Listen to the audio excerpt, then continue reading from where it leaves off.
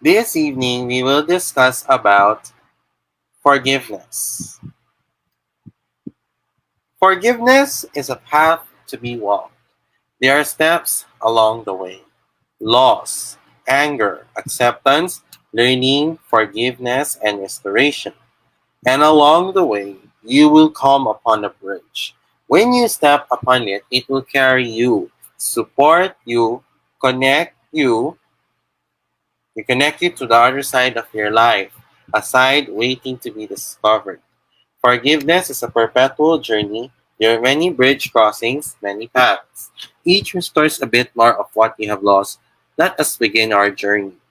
What is forgiveness? Using the bridge metaphor, forgiveness carries you over and expands to the side of life that is softer, kinder, easier to bear. It is a shift of perspective, a new way of seeing our world, a different way of experiencing our inner life.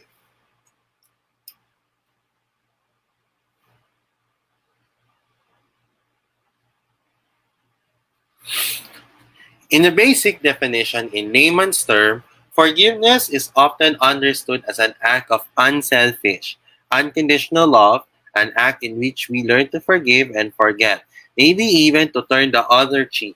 However, we will go deeper than this definition in our discussion. Forgiveness is not forgetting evil acts, nor condoning of offense, sin, or hatred. To forget is to run the risk of allowing these evils to happen again, yet at the same time to hold within us the horror and pain of every offense diminish our lives. A journey, a path, a way of being the world which has many stages. The stages represent stepping stones in a journey that is perpetual and unending. The stones we encounter along our path are loss, anger, acceptance, learning, forgiveness, and restoration. Loss. Every offense we encounter leads to a sense of loss. We lose a bit of trust, security, or faith, or some of our sense of wonder. Every pain inflicted upon us may cause us to lose our way, to forget the meaning and purpose of our lives. But mostly, with every hurt, the light that is within us is darkened or dim. A bit of fullness is cracked or chipped or shattered.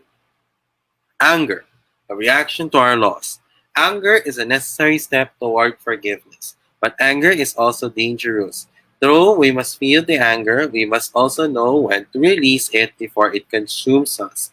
We must learn to turn anger into motivation, lest it devour us. So our first responsibility when angry is to understand why am I angry or why I am angry. Tad Lester writes, it is helpful to follow this thought process. I am angry, therefore I must be threatened. Something has threatened me or something important to ink.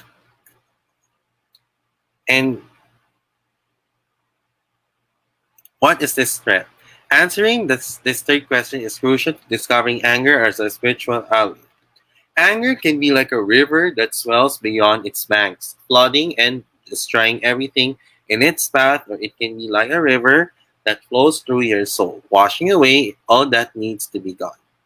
Acceptance is the compassionate embrace of yourself and your place in the world, without judgment, without fear, without regret, being who you are, not who you are not, leading us towards reconciliation, allowing every moment the potential to be filled with blessing and with an awareness of life's wonders and miracles. Acceptance is not acquiescence, giving in, giving up. Forgiveness is not condoning the wrong in the world or the offenses we experience in our lives. It's not forgetting. Forgiveness is a state of being, a bridge that carries us over the hurt we have experienced, leading us to a life of greater peace and acceptance. If you step upon it, it will carry you, support you, and connect you to another side of life, a side waiting to be discovered. Always there's the bridge to be crossed, an arc high above an abyss or fear and mistrust that carries you away from loss and anger and toward more acceptance.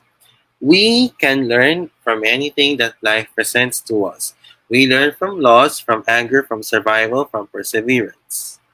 And in the learning is an opportunity for restoration. Your faith, your trust, your optimism, your sense of beauty. You do not go back to the way you were when life seemed simpler. because now you know that life is not simple. Life is a complicated path of pain and joy, of disappointment and achievement, of betrayal and love. Now that you know that and accept an impact that forgiveness has on you, you can regain a sense of wholeheartedness, of wholeness, and restore the light within. The path to wholeness. Spiritual principles. Love, hope, patience, forgiveness, kindness, struggle, and abundance. A beautiful spider's web waiting to capture your heart. Wholeness allows you to live, not merely survive, you to invest, not merely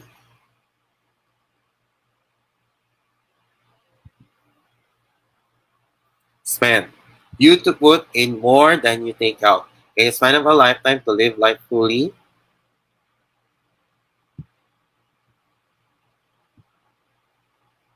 help others freely, enjoy God eternally. Life is like a clay vessel filled with a kind of holy love, abundant with divine grace, overflowing with goodness and beauty. Life is not a simple choice between love and hate, with everything sketched out in black and white. Life is a choice between love and fear. Fear of what? Fear of not having love abundant, unconditional love. The spiritual opposite of love is not hate. The opposite of love is fear. Fear that there is a limit to love, to goodness. Fear of confronting a mystery that is essentially unknowable. Fear of letting go, of losing control, of letting others get too close, or living with a sense of godliness. The world is like a clay vessel filled with love's potential. Our choices are to change, to love, to fear, to take a path or take a turn, to search for places where there is abundant love that is sustained by a source deep and invincible like an oasis in the desert. Forgiveness is the choice of love over fear. Forgiveness is like the mysterious call of the night, a call to awaken that which sleeps deep within your soul. Forgiveness does not focus on the offender. Forgiveness focuses on the offended.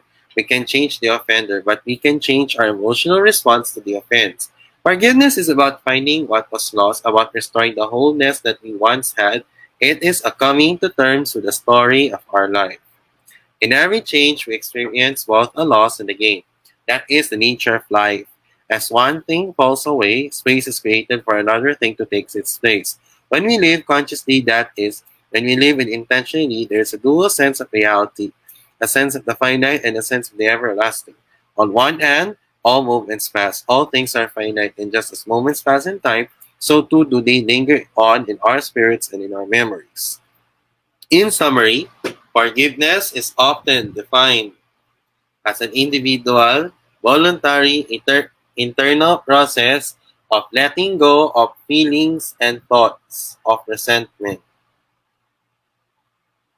bitterness, anger, and the need for vengeance and retribution towards someone who we believe has wronged us, including ourselves.